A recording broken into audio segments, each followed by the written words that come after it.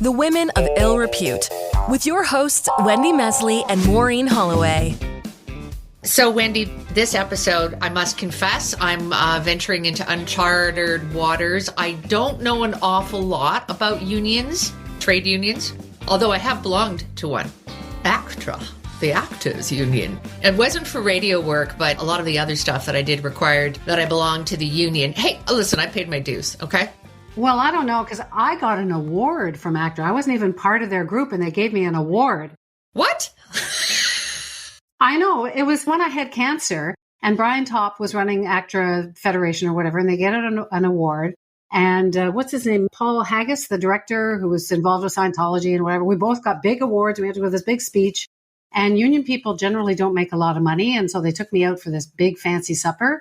And I was going, I know you weren't invited, but I was going through cancer and I was suffering and I fell asleep during the supper. And they were like, well, this is a drag. This is not what we had in mind. And you had cancer. You didn't even get an award? I've been a member of ACTRA since I was 7 years old. And you had cancer. And I had cancer and they never gave me a dinner or an award. But anyway, wow. Okay. You were in a union. CBC is unionized.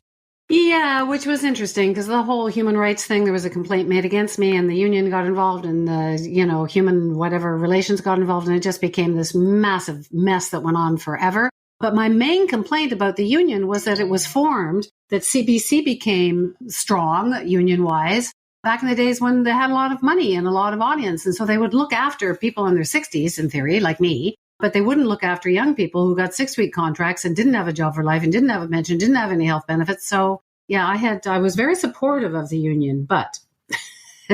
Okay, so whenever I think of union, I think of Sally Field and Norma Ray with her cardboard just saying union. And that was a pro-union movie, but then there's like On the Waterfront with Marlon Brando, all the union bosses were deeply corrupt. And Hoffa, about Jimmy Hoffa. I don't know where Jimmy Hoffa is. Nobody does. That's the thing. But I know that he was a bad dude, so it's pretty polarizing. A lot of people, at least in the movies, anyway. Yeah, well, unions can be really polarizing. Like, people have a very strong history of loving them or hating them. There's a long history, as you say, of corruption, maybe in the movies. Yeah. Well, they're union bosses are men. They're loud, shouty, white men, or they were. Yeah, but you know what? That's starting to change, like a lot. Last summer, there was a little bit of hints of corruption, shall we say, at Unifor. The old president was out, and in came the first woman president to be elected national president of Unifor, which 1,000 years ago, I remember CAW was a big deal. So Unifor is now, it's the largest private sector union in Canada, and it came about as a merger between the Canadian Auto Workers Union, CAW, and the CPQP. Communications, energy, and paper workers. Yeah. Well, look at you. You're a union expert after all. Well, I know what CUPE is. Well, we're talking about Lana Payne, who's representing 300,000 workers, from auto workers to air traffic controllers, telecommunications, food service workers. And as you said, Lana's the first woman to run the show. Is she loud and shouty?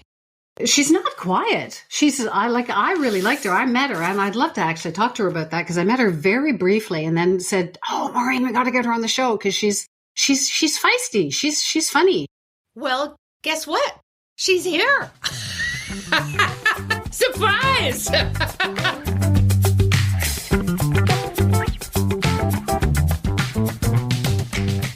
Welcome, Lana Payne. What a surprise. Hi, Lana. Thank you. Hello. It's great to be here with both of you. Woohoo! You're in Toronto, aren't you? I'm in Toronto right now. Although for the past 2 weeks, I've been traveling a fair bit. This is a busy time of year for us internally in the union. We have a lot of meetings and councils and conferences and all of these things. So I've gone from Montreal to Whistler to Toronto in a week. So I want to hear about all that union stuff really soon. But it was fascinating. I met you. It was Canadian for Journalists Human Rights, or Journalists for Human Rights, and you were one of the speakers. Lisa LaFlamme, it was right after the whole gray hair thing that wasn't gray hair, that was gray hair, whatever. It was huge, and she got sort of booted from CTV. She was there with Jan Arden, who's also been on this podcast. And you were speaking, and I don't know, it was just, it was so great, because I've seen a lot of, like, Maureen's right. in the movies, they always seem to be cigar smoking, foot stomping, whatever. So I can imagine you with a cigar, but not really. I am not the cigar type. You have grown up with union. Your dad was very active. So what union was he with? My dad actually had two unions. He was with the Millwright Local of the Carpenters Union because he's a welder by trade. And later in his life, because construction was such an up and down kind of industry in the 70s and 80s, he went to work for the provincial government and got to use his trade there. So he was part of the government union in Newfoundland and Labrador. So did you know what he was doing as a kid? Did you understand what he was trying to achieve? And were you obviously, I'm answering my own question, you were inspired by this?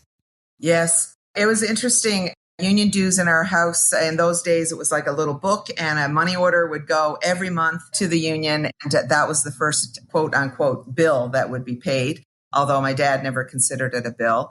And we knew what it meant because when he worked, he was paid well. You know, we had health benefits when he worked. Whereas my mom worked in the service industry her entire life for minimum wage. And, you know, it was pretty clear what having a union meant to our family, because otherwise we'd had two parents working for minimum wage and not being able to support our family. Wow. So you grew up in Newfoundland and you were a labor reporter. I remember those. I mean, are there still labor reporters? And what was it like? You wrote a column, you were like a journalist for a while. Yes, I did. I was a labor beat reporter, and I think we called them in those days, Wendy. And I loved being a journalist. I loved the work. I loved meeting people every single day and getting to tell stories. It was incredibly important. And we still have labor reporters. It's like, you know, it's been rejuvenating itself. We have labor reporters at the Star and the Globe. And I think, you know, the Canadian Press has an economics reporter that focuses on labor issues too. So this is, I think, it really important that journalism is not missing this anymore. Because for a long time, we went through a period where workers' stories weren't told. And when you're only getting half of the story, I think you're not getting the story. So it's, I think it's great that even in a time when journalism is going through this down period where, you know, the business of journalism is hard to keep going, that we're seeing this kind of more reporting. It's an interesting juxtaposition for sure. It's kind of fun to see it happening. And I mean, it may have started with a bad thing called COVID, that everyone was just saying, you know, screw this job. This is stupid. Why am I working these crazy, crazy hours? And now they can, instead of making $20 an hour, they can make 30, 40, $50 an hour, or they can just say, screw it for a little while. I managed how to, you know, I figured out what's important. So I think people are reevaluating. COVID was a horrible thing to go through. Maybe there's no link to what's happening with the union movement, but do you think they're coalescing in some way? Yeah, absolutely. I think the pandemic changed everything. And I don't mean that to overestimate. It literally has changed everything, how we behave, how we think of ourselves. Workers really saw value in the work that they were providing, whether it was for other people or, you know, the role that they played in the economy. Whereas before, I think there was almost a deliberate attempt to downplay the importance and the value of work. And then all of a sudden we realized how much we needed workers. And often they were the invisible workers. They were in warehouses or grocery stores or long-term care workers, just people that we could not have gotten by without them.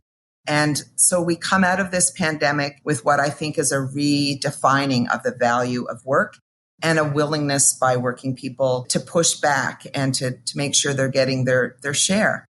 Do you think you're tough? Yes. I think you can't get to this place in life unless you're tough and you have a tough skin and that you have a sense of who you are. I think that all those things are important. But I also think people would probably say about me that I lead a bit with my heart. I love our members. I love workers. I love people. I think you can't, you know, do the work that a modern union needs you to do if you're not in tune to what working people need. And that means you have to like workers. You have to talk with them. You have to listen. And that's probably a bit different than some of the comments you were making at the beginning of the show about historical labor leaders. Yeah. Yeah. Well, historically, there's a lot to answer for, but I'm thinking particularly about the last few, since you were elected, unions and governments have, well, I'll be specific here in Ontario, there have been real head-to-head moments there. When I asked you if you're tough, how do you know when to fold or when to back down, or do you just never back down? You just have to find a new way to solve the problem. So I think the thing about me potentially is I always have my homework done. I try to figure out who I'm dealing with across the table. And I'm a bit relentless when I set my mind to it. And I think our members deserve that in their leader and in their president, that you have to just keep pushing and keep trying. That doesn't mean you become obstinate. It just means you find a new way to solve the problem. It was really interesting to see when Maureen was just referring to the thing that happened with CUPE, and they were asking for what the government said was a ridiculous amount of money, and the CUPE said no. And yeah, that's what I was referring to. Yeah. Yeah, and so they brought in the notwithstanding clause, and then everybody sort of came together. So there's always been like this sort of sibling rivalry among unions. But you guys, Unifor put up money to say, we're with you. And everybody, and there was all like these sort of rumblings of a general strike, like, screw you. We're not, like, workers are strong and we're going to stand up. And it was like the last straw somehow. Did it really change things? I believe it did. And I think you can look at kind of the moment we're in. And I think any good leader knows that if you're having a moment, you better seize it or it's going to pass you by. And that was the kind of time I think we all found ourselves in. For me, my sense of things was that if we allowed this to stand, it would have been a massive setback for the labor movement in the future. And so we just really, we didn't really have a choice here. And we do represent some public sector workers. We also have some school board members, not nearly the extent that CUPE or OPSEU would have in this province. But it became a defining moment, I think, for all of us. It was you either push back now, or it would have determined the kind of leadership for the future and the kind of union that we were going to be. And, a couple of months into the job, of course, it was like, okay, what can we do here? And for me, had just had a meeting with Doug Ford. I think all labor leaders have to figure out who the premiers are, who you're dealing with across the table, whether it's big employers, and find ways to deliver for your members. And that's always been my approach. And I was very clear with them. We were going to be supporting these education workers, and we just could not stand by and allow this law to stand because it would have had a massive effect across the country. I could see Alberta doing it, New Brunswick doing it, and eventually they would come after private sector workers too. And we're at a moment where our power is increasing. So why would we kind of sit back and allow this to happen? We couldn't. The women of ill repute. About power, and the old chestnut goes, absolute power corrupts absolutely. And the fact that crooked union bosses are not just a movie trope. It has been an issue. Right up to Jerry Diaz. I don't want to put you on the spot about that, but, he retired for health reasons, but he was also implicated in taking money for COVID. Is it because union bosses do have so much power that the whiff of corruption doesn't come too far behind? I think it's not about, well, first of all, I don't like the term union bosses because I'm an elected leader. Yeah, well, okay. Union leaders. How about that? Yes, but it's okay. It's used a lot out there in society. I get it. Someone was once telling me I should get a shirt for you with, badass union boss on it. I think the challenge, around any kind of power is what you do with it. For me, I believe that the power I have comes from our members, and it's about making sure that what I can do is use my voice and my influence to make their world better. But I think we also have to be careful, and that means putting in place structures and accountability and transparency processes so that you are actually not susceptible to those things. But if you're not in a kind of a democratic structure, for sure, power can corrupt. And we see this all the time in the corporate world, in any world. The challenge is what you do with it. And I think for us and for me, when I was dealing with that problem, which literally was dropped in my lap and on my desk, it was, what do you do here? And there was only one path forward. It had to be investigated. And then our members deserved a full accounting of what had occurred. And I think that's what you do with those kind of problems. And when you do it, you'll have less of it. Well, we're glad that you're there, but I'm going back to Doug Ford. I'm trying to imagine you and Doug Ford, because you've said that politics, it's all about, as Maureen says, the power. It's all about sort of figuring out how to best represent your workers and your people. So it sounds like what am I, a psychiatrist here? But it sounds like Chrystia Freeland really charmed him, because all of a sudden he was like great buddies with Ottawa. So there is a way of winning him over. How did you, like, the notwithstanding clause obviously was not a big win, but what's your relationship like with him? Can you tell us the whole thing? Tell us everything. Leave nothing out. Well, I'm kind of used to dealing with these populist politicians. You know, we had one in Newfoundland for a number of years in Danny Williams. And they're interesting because they're not as stuck to ideology, I would say. And so they're more easily to convince with good arguments, and perhaps a little charm. It goes a long way as well. But I think it's about finding out how you can relate to folks and then convincing them of your arguments and knowing where they're going to land on certain things. So for sure, Doug Ford wants to be seen as a premier who's investing in the private sector, whether it's in auto, whether it's in manufacturing, and that part of the economy he loves to talk about. And, you know, the other part is he's an employer. He has hundreds of thousands of public workers. And then it becomes, okay, how do we handle those issues with him? I was very clear. Bill 124 was an awful piece of legislation and remains an awful piece of legislation, which we just won, as you know, in the courts. The court, Ontario Supreme Court, ruled with unions that this was unconstitutional. And my understanding is the government's appealing it. But the reality is it's about finding that balance. I have all types of workers that I have to be able to advocate on. And I think with any government, not to belabor this, is not everybody in that government thinks the same way. We all know this. People come together from all walks of life to form a government. There's pragmatists there, there's ideologues, there's populists. They're all in a melting pot together. And it kind of becomes about understanding that, being politically astute about it, and then finding the people wherever they are that you can convince to your side of things. And I'm not sure we got any real dirt on Doug Ford, but we'll take it. I will say he does not consider himself like the traditional conservative. And he was clear about saying that to me. He does see himself differently and defines himself differently, that's for sure. And he likes truly to, this is known about him, but he does talk about the little guy when you're meeting with him. So if those are the things he cares about, then I'm going to find a way to make sure that works for our members. We're talking to Lana Payne, who is the newly elected leader of Unifor, the largest private sector union in the country. Lana, as a woman, do you hate being asked questions that start with "as a woman"? As the first woman, yes. You know, I'm a woman, and I'm the first woman, so I'm okay with that. I'm absolutely okay with it.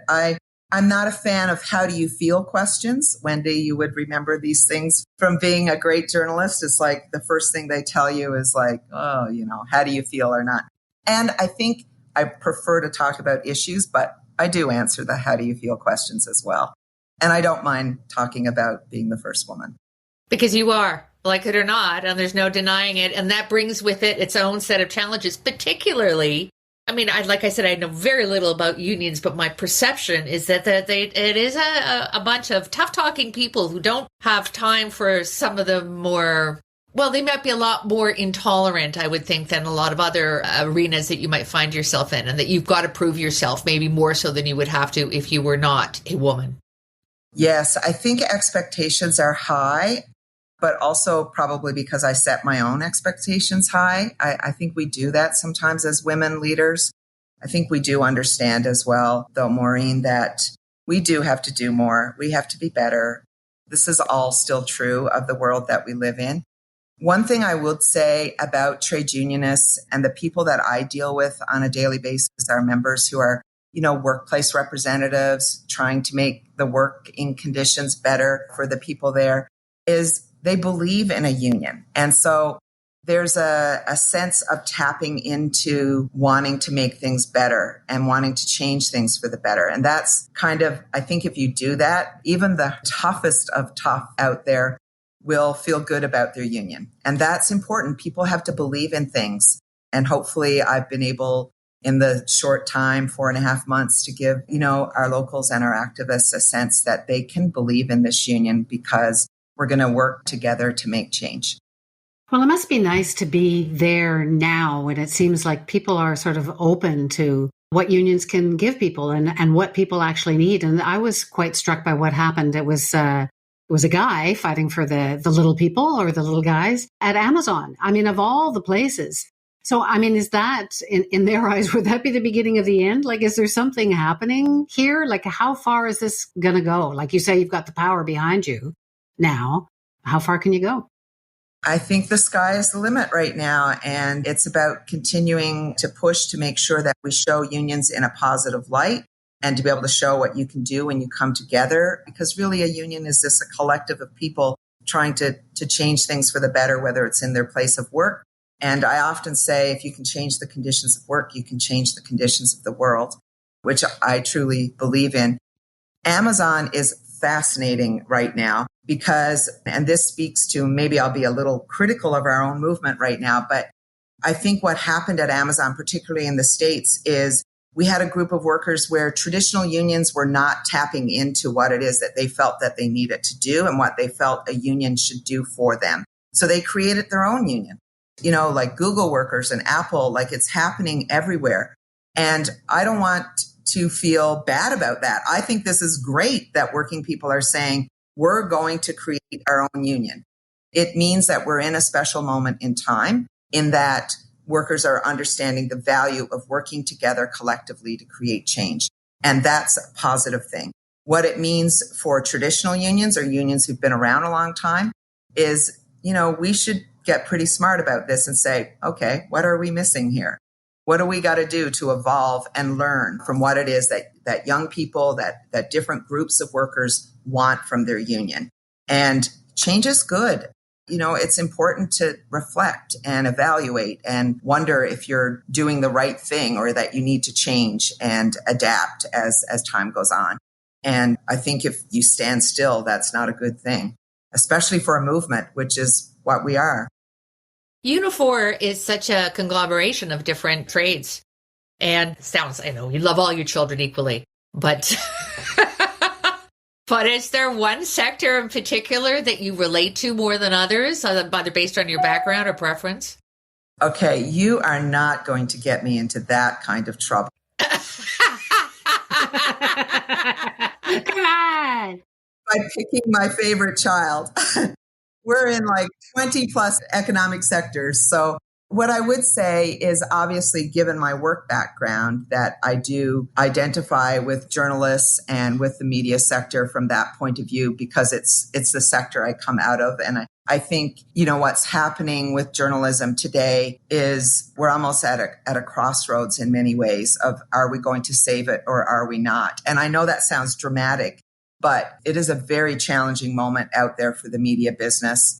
And what I find really difficult to take right now is what's happening to journalists themselves. And that's the online harassment, the just kind of, basically assault that, people feeling they can go up, particularly to women journalists, to journalists of color, and be in their space, which, by the way, is their workspace. No matter where they are, a journalist is working. And this kind of vitriol that we are seeing is way different than when I was a journalist way back in the day. I mean, I think the worst we faced was, the regular sexism, the kind of men being in your personal space. Whereas today it's death threats and, constant attacks through social media and through their emails and DMs, to a point where women journalists are not feeling safe about people knowing where they live. And that has to change. And I think media entities are powerful in our society, and they could play a powerful role in pushing back against this. So I think employers have to do more than what they're doing right now. I agree with you. I don't think they're doing nearly enough. I mean, there's just so much of it happening. And It happens to everybody in life these days. Anybody who expresses an opinion is open to attack, but journalists live so publicly now. And because of social media, everything that they do and people have access to them, and you're expected to allow people to have access to you. It's just horrific seeing what some people are exposed to. And what would you want a boss to do? Like, what could you possibly do? I know, like, I used to have stalkers. Oddly, I don't anymore in my advanced age. We sound regretful. Where'd the stalkers go? Yeah, well, like, where are they? Where are they all? No, it's horrible. But I would go to the police back in the old days and they would say, yeah, no, we'll do a restricting order and what. But it was bullshit. Never, once they've killed you, then call us. So, like, what could anybody actually do? Well, the whole notion of journalists not being on their own is really important. And a lot of journalists today actually do work on their own. So we have to think about that environment. I think that from an educational point of view, it's really important that media are playing a role here. And also, by the way, I think it's okay if we call out politicians for making this a little worse.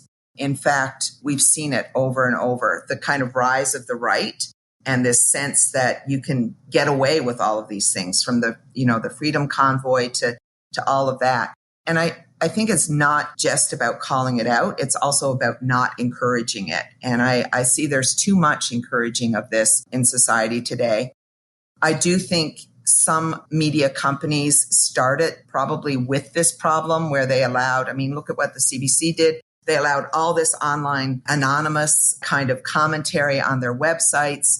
And now we've gone from that to where we are today. So, think back of how this started and then think about the very things that employers can do right now to stop the harassment.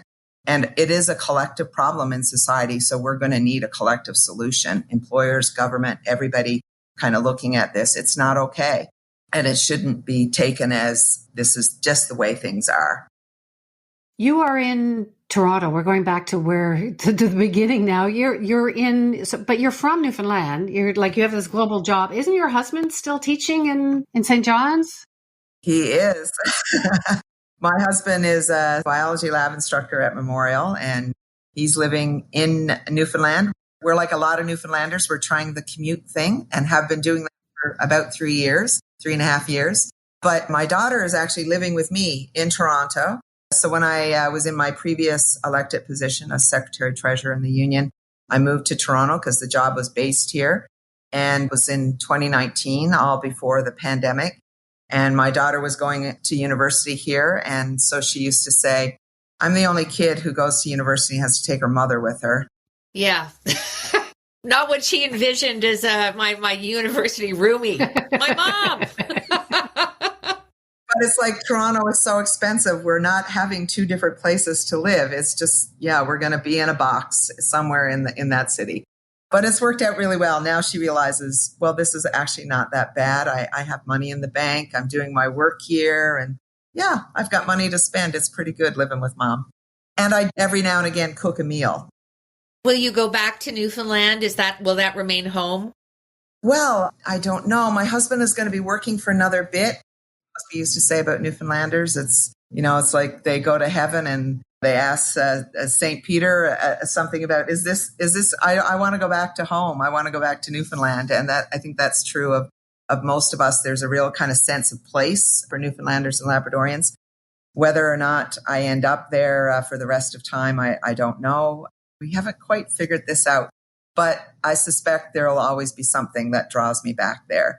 And we'll see. My parents are still there. My family, my immediate family, they live on the west coast of Newfoundland, just in Deer Lake, which is an airport community, but not far from where we used to spend a lot of our summers, which is in Grossmoor National Park.